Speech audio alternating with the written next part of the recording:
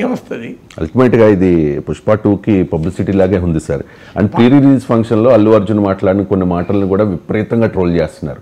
What ever, ఇది ఖచ్చితంగా success అయ్యే మూవీ కాబట్టి దీన్ని ఎవరు ఆపలేరు. ప్రస్తుతం మనకున్న సమాచారం ప్రకారం ఇది 3.5 రేటింగ్ ఇస్తూ ఉన్నారు సార్ ఈ మూవీకి. ఫండమెంటల్ పాయింట్ అసలు ఇంకా పుష్ప 2కు ఎవరి పబ్లిసిటీ అవసరం లేదు. That stage has gone. So ఇప్పుడు ఏమైనా ఆ స్టేజ్ దాటిపోయింది కదా, అది ఇష్యూ కానే కాదు ఇప్పుడు. సో అందువల్ల బట్ ఏదైనా నేను అనే పాయింట్ అంటే అన్నిటినీ కలపకూడదు. సినిమాను సినిమాలాగా చూడండి, రాజకీయాలు రాజకీయాలాగా చూడండి, వ్యక్తులు వ్యక్తులాగా చూడండి. ఇక్కడ విషయం ఏంటంటే అల్లు అర్జున్ మాత్రం ఎక్కడా తగ్గట్లేదు సార్.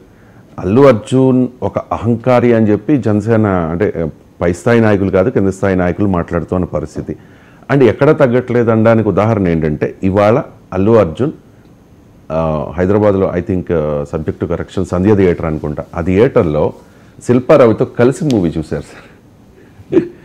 శిల్పారావుతో కలిసి మూవీ చూశారు. ఇప్పుడు పర్సనల్ ఫ్రెండ్షిప్ అని ఇదివరకే చెప్పాడు సార్, దాంట్లో ఇదివరకు క్లారిటీ ఇచ్చాడు. ఇప్పుడు శిల్పారవి జగన్ ఇప్పుడు జగన్తో కలిసి సినిమా చూస్తే కొంత చర్చించుకుంటూ ఉపయోగం ఉంటుంది. ఇండివిజువల్ ఫ్రెండ్షిప్లను దాన్ని మనం భూతద్వంలో చూడాల్సిన అవసరం లేదు. అంటే ఈ రాష్ట్రంలో ఇప్పుడు ఆంధ్రప్రదేశ్లో ఫైట్ పవన్ కళ్యాణ్ వర్సెస్ శిల్పారావా, చంద్రబాబు నాయుడు వర్సెస్ శిల్పారావా? నాకు అర్థం కాని అంశం ఏంటంటే శిల్పారావిని కూడా హీరో చేస్తాను. సో ఆయన పర్సనల్ ఫ్రెండ్షిప్ ఉంటే ఉండొచ్చు, మనకు తెలియదు. వీళ్ళైనా సినిమాలు చూసుకుంటారు, దాని కూడా వివాదం ఏంటి? ఈవెన్ ఏమైతే ఇప్పుడు భరత్ అనే నేను సినిమాను మహేష్ బాబుతో కేటీఆర్ మహేష్ బాబుతో కలిసి చూడలేదా? అప్పుడు కేటీఆర్ ప్రభుత్వంలో ఉన్నాడు కనుక మహేష్ బాబు వెళ్ళి ఆయనతో చూశాడు. ఇప్పుడు చూస్తాడా? ఇప్పుడు సినిమా వచ్చిందనుకో భరత్ అనే నేను కేటీఆర్తో మహేష్ బాబు చూడడు, ఎందుకంటే అధికారం లేదు కదా. ఇప్పుడు రేవంత్ రెడ్డి మహేష్ బాబు చూడేస్తే అవకాశం ఉండొచ్చు. సో అందువల్ల ఇప్పుడు కేటీఆర్ మహేష్ బాబు కలిసి చూశారు కనుక భరత్ అనే నేను మహేష్ బాబు టీఆర్ఎస్ నాయకుడు అయిపోయిందా? మహేష్ బాబు అభిమానులంతా టీఆర్ఎస్ కోటేశారా నాకు చెప్పండి. సో అందువల్ల ఎవరి పని వాళ్ళు చేసుకుంటూ పోతారు కదా. సో అందువల్ల ఈ కాంట్రవర్సీ వల్ల అల్టిమేట్గా ఏం జరుగుతుందంటే మెగా కుటుంబ గౌరవం తగ్గుతుంది. ఇంతకన్నా ఏమీ ఉండదు. ఇలా మీరు చూడండి ఫైనల్ రిజల్ట్ ఏముంటుంది అంటే ఏముండదు, మెగా కుటుంబంలో గొడవలు అవుతున్నాయి అనేది సందేశం పోతుంది. అల్టిమేట్గా ఈ వివాదం మొత్తం అది మరి ఎందుకు చేసుకుంటున్నారో అది తెలియదు. They should be somewhere, it should end.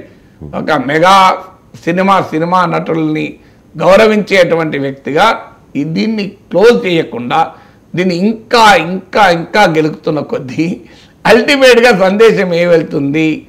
Mega కుటుంబంలో విభేదాలు, అల్లు అర్జున్ ఏదో మధ్య గ్యాప్లు, ఇవన్నీ ఈ పార్టీలు ఆ పార్టీలు ఎంటర్ అవుతాయి. Simply ignore.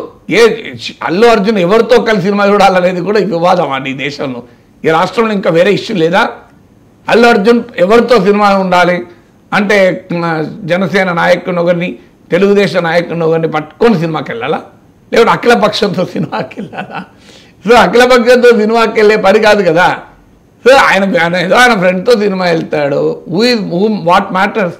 ఈవెన్ జగన్తో వెళ్ళినా పట్టించుకోవద్దంట నేను. ఏమున్నది అలా? ఆయనకు జగన్ ఫ్రెండ్షిప్ ఉంటూ ఉండొచ్చు, లేదా చంద్రబాబు నాయుడు ఫ్రెండ్షిప్ ఉంటూ ఉండొచ్చు. నేను అందుకే ఉదాహరణ చెప్పింది. కేటీఆర్తో కలిసి మహేష్ బాబు వెళ్తే ఎందుకు వివాదం కాలేదు? ఆంధ్రప్రదేశ్లో వచ్చే సమస్య ఏంటంటే అలా తయారైన రాజకీయాలు. ఇప్పుడు కేటీఆర్ మహేష్ బాబు కలిసి భరత్ అనే సినిమా చూస్తే కాంగ్రెస్ బీజేపీలు మహేష్ బాబుని అటాక్ చేశారా? తెలంగాణలో ఎక్కడ జరగలే కదా. మరి ఆంధ్రాలో ఎందుకు జరుగుతుంది పంచాయతీ? అల్లు అర్జున్ ఏం మాట్లాడిండు, అల్లు అర్జున్ ఎవరితో కలిసి సినిమా చూసిండు, అల్లు అర్జున్ ఏం చేసిండు, ఇదే పంచాయతీ కదా. మరి ఇక్కడ తెలంగాణకి ఉదాహరణ ఇచ్చారు. ఆ రోజు ఒక్కరు మహేష్ బాబును నువ్వు ఏదో కేటీఆర్ను ప్రమోట్ చేస్తున్నావు అని ఒక్కరంటే ఒక్క రాజకీయ పార్టీ వాళ్ళు విమర్శించారా? దానివల్ల ఎవరు గుర్తు కూడా లేదు. నాలంటే ఇప్పుడు ఏదో విశ్లేషణ చెప్తే తప్ప. అందువల్ల పెంచుకోవడం వల్ల ఉపయోగం ఏముంటుంది వివాదాన్ని?